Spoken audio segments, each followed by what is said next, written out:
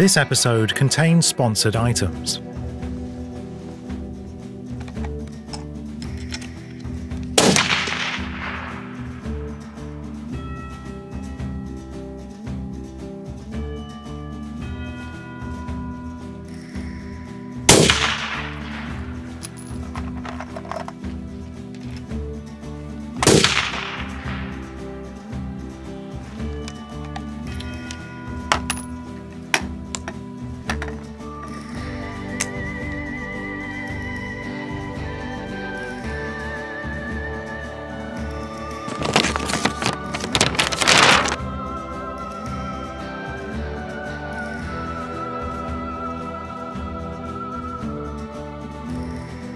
So it says 387 and 1.9 emeralds up, or 19 clicks on the scope.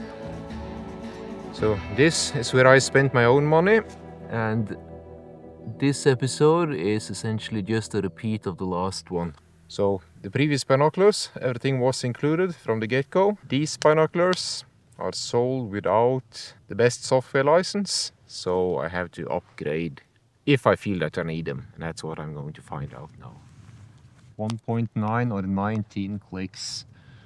Now it's kind of difficult to film through these binoculars with the cell phone, and the flashing you see on this film is not how it is. It's a steady red when you look at it with the eyes, but because of the frequencies, when you do the recording on the cell phone, it comes off as wrong. Because what I see when I record it here is not what I see when I look at it here.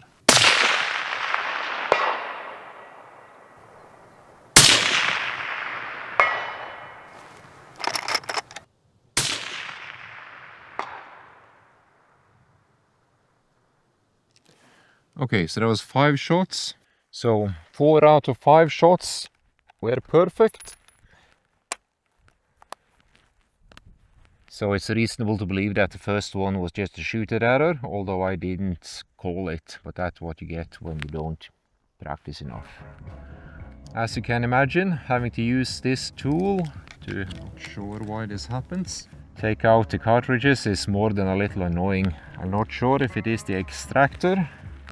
I don't think it is my sizing of the cartridges, because I do use an L.E. Wilson gauge and I go by the numbers. So these cartridges should fit in the chamber perfectly. The light software seems to deliver the correct results. It was pretty much dead on. And that's 541 and 34. Since I have a BDC ring here and not the 60 click ring, I have to do this manually and count every click. That's a bit off. It's not the best solution. So today we have a bit more wind and it's starting to pick up, and when I do the normal scan, I just look half left, look over to half right, and I'm seeing movement all over, so that's a light wind. And I'm also seeing a tendency to direction, which puts it towards medium. And if you use the simplified rules, when you have a light wind, the bullet will strike immediately next to your crosshair. And if you have a medium wind, you will need to put some air between where you want to hit and the crosshair. Now 540 is normally too far for these simple rules, but in this particular case I'm using the 6.5 PRC, and it's not the cartridge that it is important, but I'm using the 147 ELDM, which is a very high BC bullet, so I can make small mistakes at a farther range. That's the benefit of using a high BC bullet, because a smaller wind drift is nothing but a bigger error margin. So I've done my scan left to right, light to medium. So I'm going to put a little bit of air between my desired impact and where I'm aiming. And I also see that I have a lot of trees directly to my left hand side here, which means I'm in cover. So when I look a little farther out on the treetops out here, I see a clear direction. So even though I'm trending towards light wind here, definitely towards a medium wind out there. And if I had complete freedom, didn't have to take any financial considerations, because 6.5 is king here, I would have used the 7 PRC for this kind of shooting. Not even close. So that was almost counterproductive. We did not see any positive effect of the 147 grain. In fact, if I had used my normal cartridge, it would have drifted a little bit more and I would have had a good center hit. But still, using simple methods, I'm approximately 10 centimeters or 4 inches off from center. Excuses. We'll do the ballistic bar, and it says to do 40. Because as we remember, the ballistic bar is 6 centimeters tall at 600. So one scope clip too high, the bullets will go over. And one scope clip too low, the bullets will go under. Line up the rifle like a spear towards the target. Assume a pusher position and fall down straight behind the rifle with the buttstock very close to the center. It's not going to be a position to shoot from, but the movement from here compared to coming in here and trying to be straight behind the rifle, it's a much smaller movement, so it's quicker and it's less chance of an error. Find the target, aim, close your eyes, open your eyes, and if you're on the target, you're in the correct position. So from this position I can shoot and my bullet will travel towards the natural point of aim. So that is perhaps the most important detail you can do when you're building your position.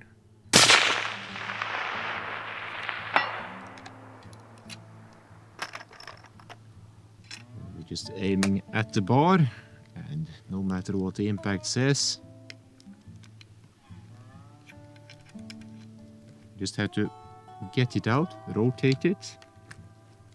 It's usually okay after that.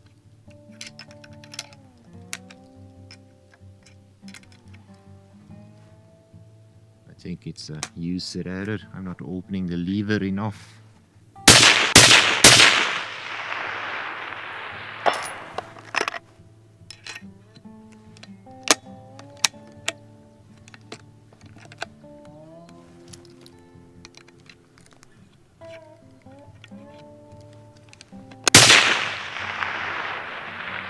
There's a clear low tendency.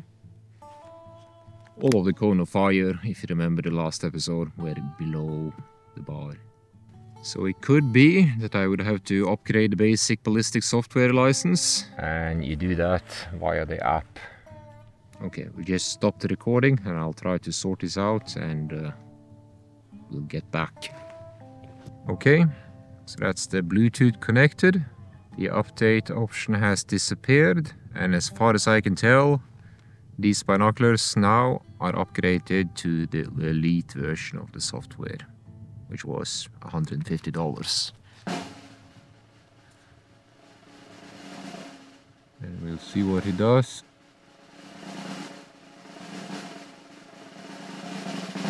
It presents exactly the same ballistic solution.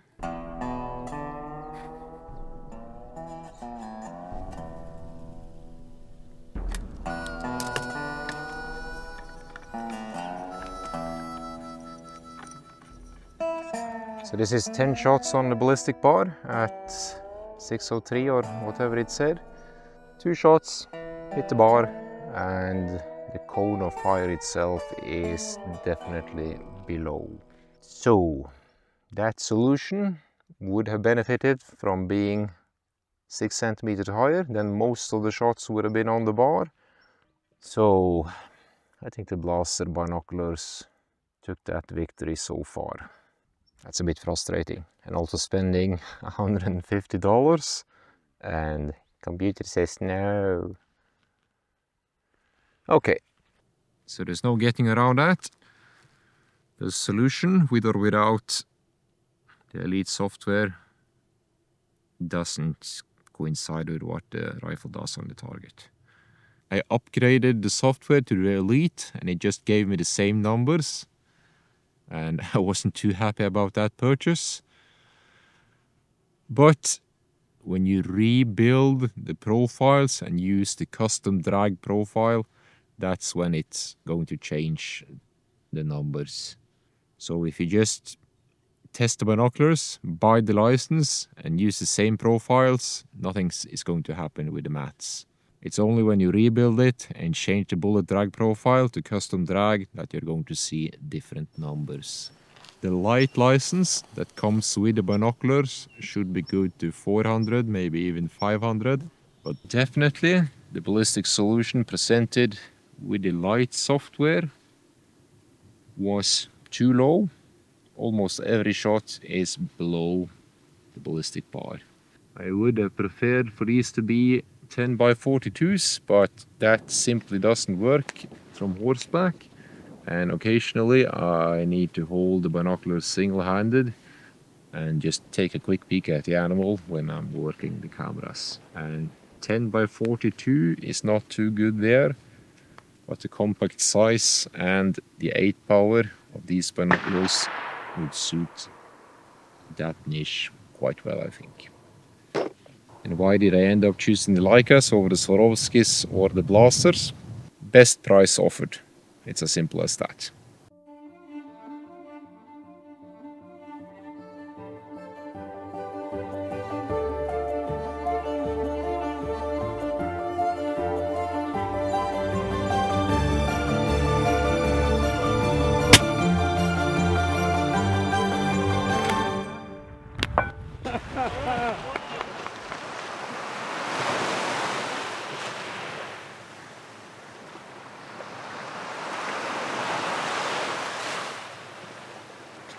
Before you go, subscribe, like, and comment. Click the bell if you want notifications of new episodes.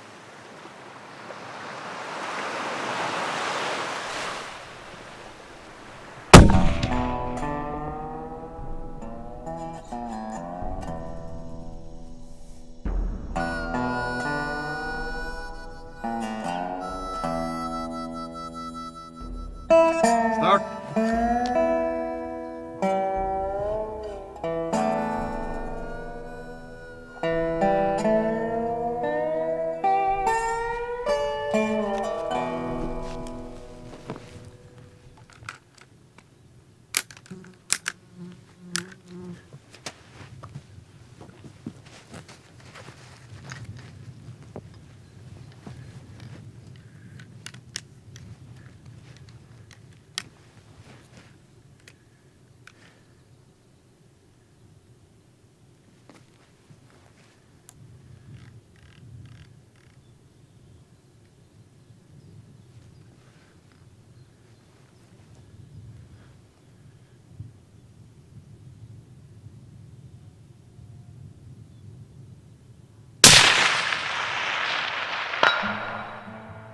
Okay, so that's a good center hit.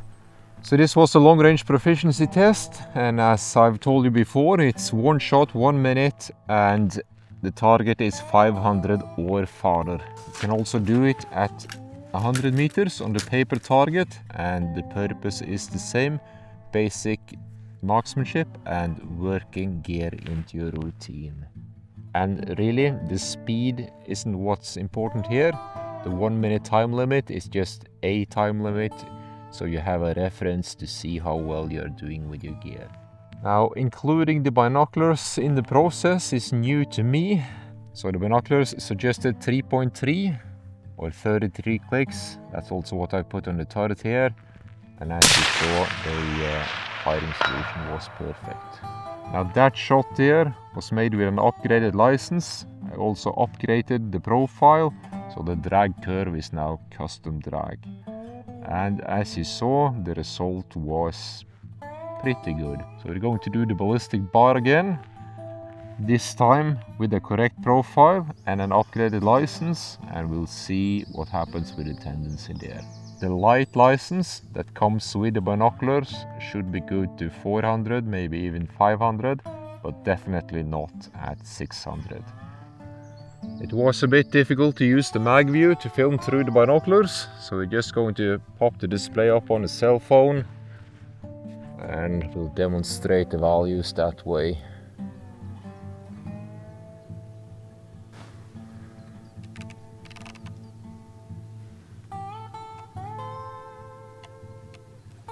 So I'm lining up the rifle.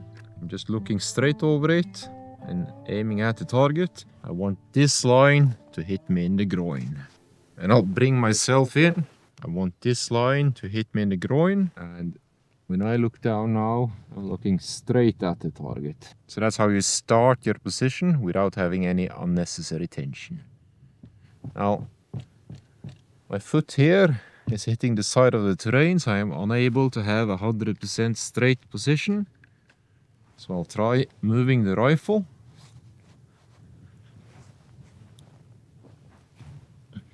Doing the same, coming in straight behind the rifle.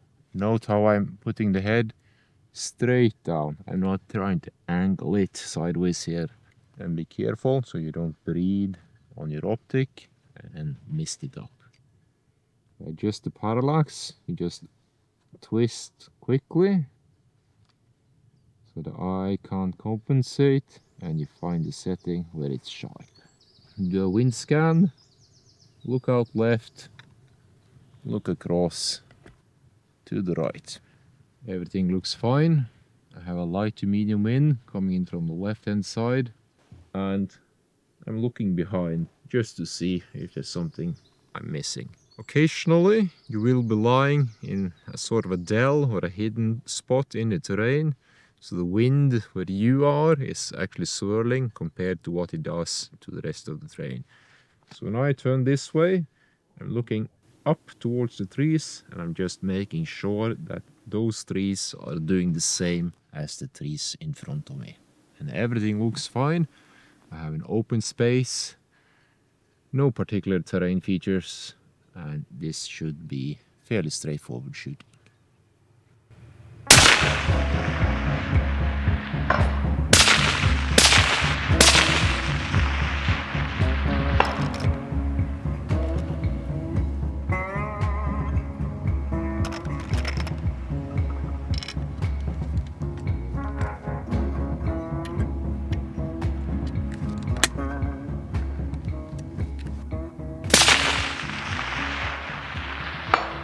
That's a different result altogether, and the difference now was that I used the upgraded software, and I have also updated the ballistic profiles so they're using the drag.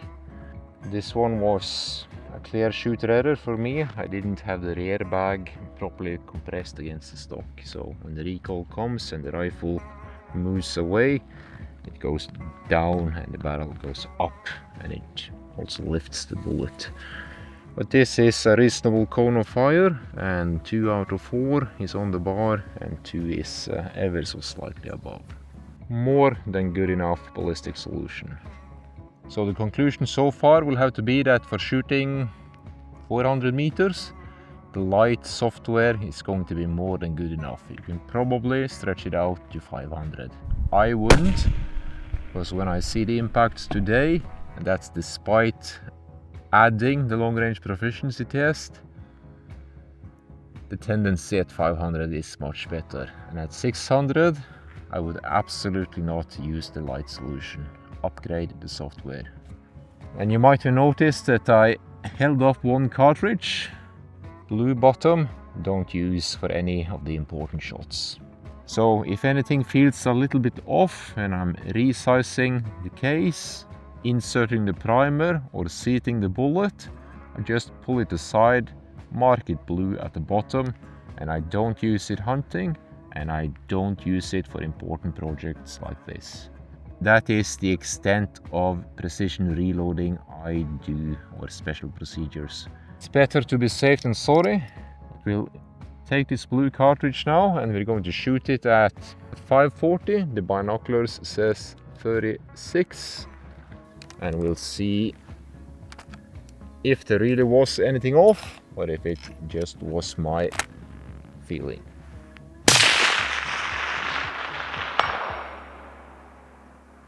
So that was center high, and the deviation was close enough to insignificant.